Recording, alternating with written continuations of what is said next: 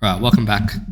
So in this video, I wanted to go through ZRemeshing a model that is fairly high poly. So you probably will come at a time when you're sculpting your creatures where just through working with the forms and shapes, you decided to move things around a bit too far. And those areas are now a little bit higher, less dense in polygons, which means that the overall model, when you subdivide, will be less defined in those areas because there's less resolution. Right? And as I was sculpting this guy, this happened a lot, right? So as you're sculpting, you're starting to figure new things out, and you slightly want to veer off a certain direction. So that's pretty normal, but we have to start to mitigate that as we do this before it becomes a problem later on. So let's take a look at an example here. I've already done this with this character, but this happened up here with the ears. You can see I've sort of built this area up, and I wanted to sort of let it sort of cut in over here.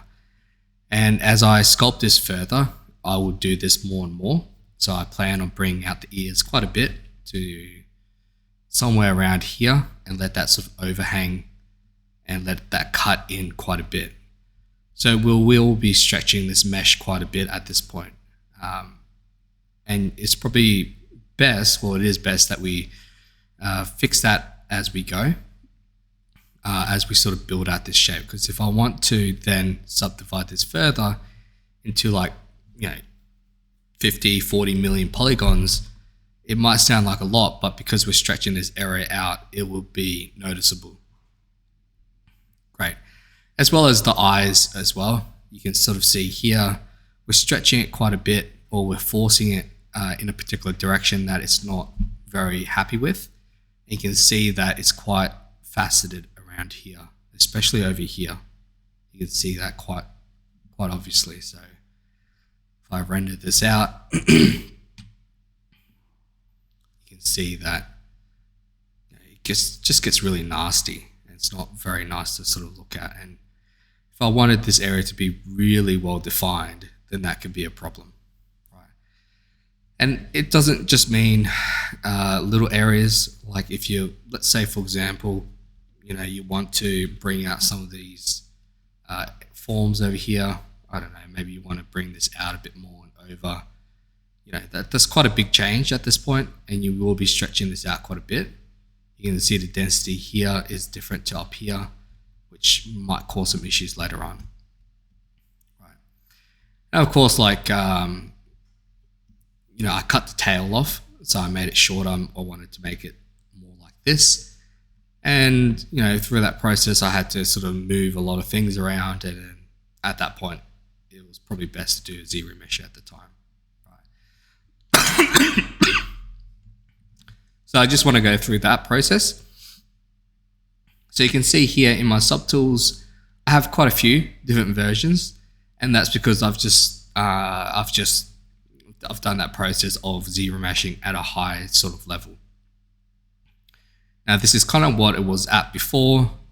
Eyes were moved around, obviously, so I've changed its sort of stance a bit, made it lean forward more, made it come forward a little bit more. And then it went to something like this, and then I did it again. So I brought its legs forward, changed its stomach up a little bit, and its back muscles. And now it went to this where I'm sort of adding the skin over the top of it. Right? You can sort of see the big changes around here in the face that I'm working with. Right?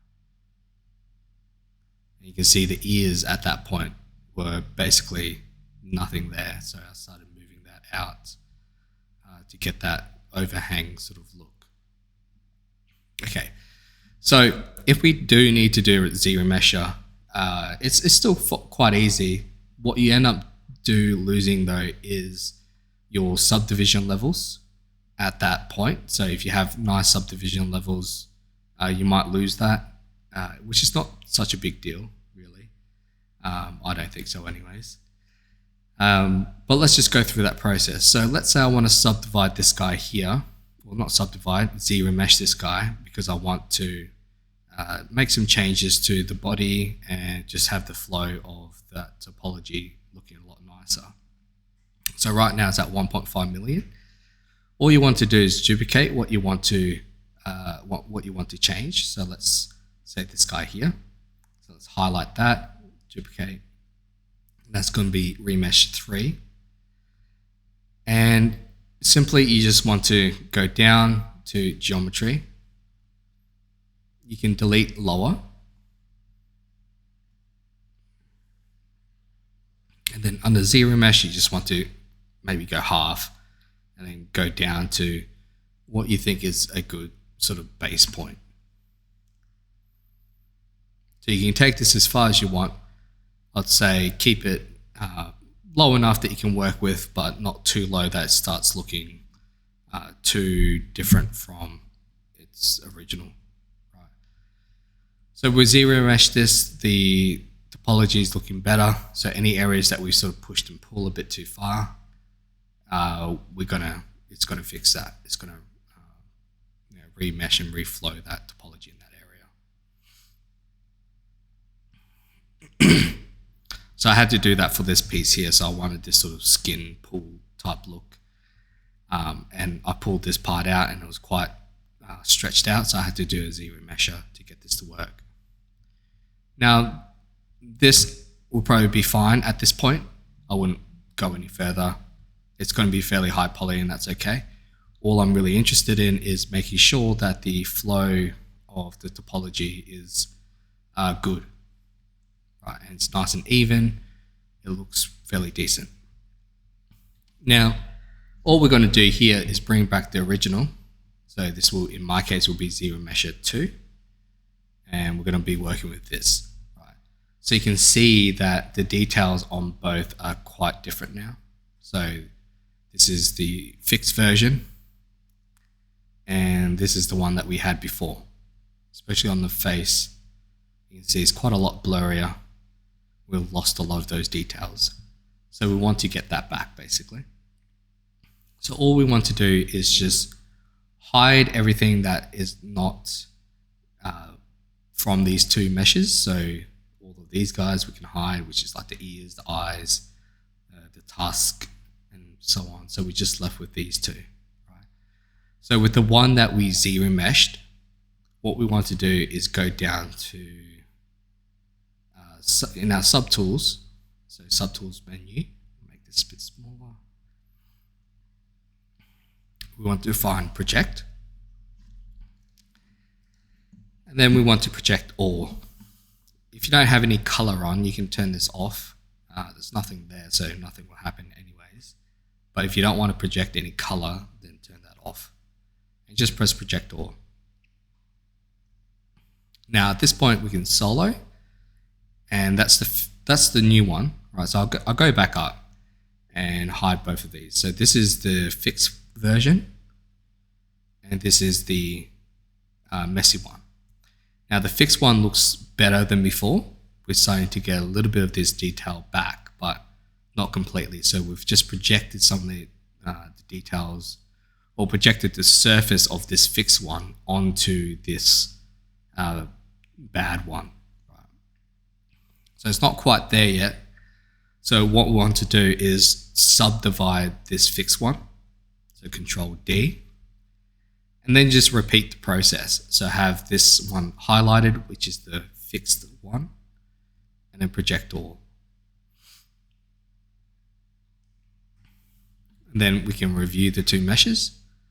So I'm just hiding them and then just clicking on them in the subtool list. So that's the fixed one. We've got a lot of this detail back, and that's the messy one. So you can see it's fairly close, especially up here. It's getting pretty close, but we can go further. So the idea here is to subdivide continuously and project until our fixed version has the same detail as our messy version. So let's repeat this.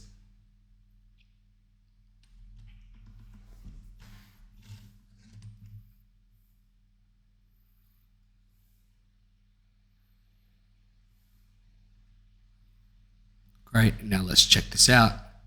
So hide both of these guys. Here's the fixed version, and here's the messy version. So pretty much identical.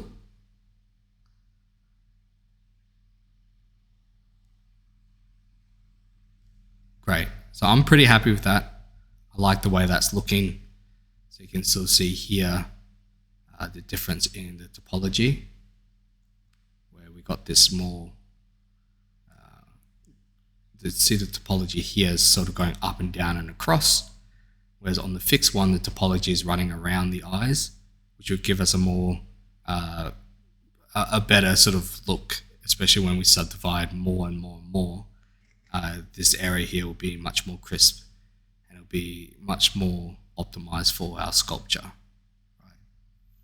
So you probably run into this sometime down the line, where as you go higher in detail with your secondary shapes, you'll start to figure out that, or you start to find that the mesh is sort of no longer optimized for what I'm trying to do.